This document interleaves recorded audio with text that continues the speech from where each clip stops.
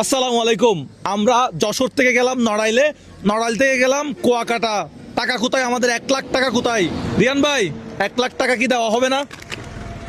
1 লাখ টাকা দেওয়ার জন্য আসছিলাম, কিন্তু 1 লাখ টাকা তো কেউ নিতে পারতেছে না। আমরা 64 জেলার মধ্যে লটারি করছিলাম, লটারি করে যশোর উঠছিল, যশোর জেলা। যশোর জেলায় 10 জন মানুষের কাছে গেছিলাম, তাদের মধ্যে কেউ আমাদের চ্যানেল 5টা সাবস্ক্রাইব করা নাই, ছবি তোলা নাই। আলামিন, আমরা কেন 1 লাখ টাকা দিতে পারি নাই? আমরা যাদের কাছে গিয়েছিলাম তারা আমাদের চ্যানেল সাবস্ক্রাইব করে নাই। আমরা যে কন্ডিশনটা দিয়েছিলাম তারা সেটা ফিল আপ করে নাই। কিন্তু তাদের মধ্যে অনেকেই জানে যারা আলসেমি করে এটা করছে। অনেকেই জানে আমাদের ক্যাম্পেইন সম্পর্কে, কিন্তু অনেকেই জানে, কিন্তু তারা গাফিলতির কারণে তারা 1 লাখ টাকা আলসেমি করছে, এটা একটা বলা যায় যে আলসেমি করছে। হ্যাঁ, তো আমি চাই এটা তরুণ প্রজন্মের, ইয়ং জেনারেশনের কেউ পাক, যেটা হচ্ছে আমরা উপকারে আসবে তাদের, হ্যাঁ? উপকারে আসবে তাদের। তো আমরা এখন দাঁড়ায় আছি একটা বাসের সামনে, ঢাকা, বরিশাল, কুয়াকাটা। আমরা এই রাস্তা দিয়ে যাচ্ছি ঢাকার উদ্দেশ্যে। ঢাকা হয়ে যাব চট্টগ্রাম।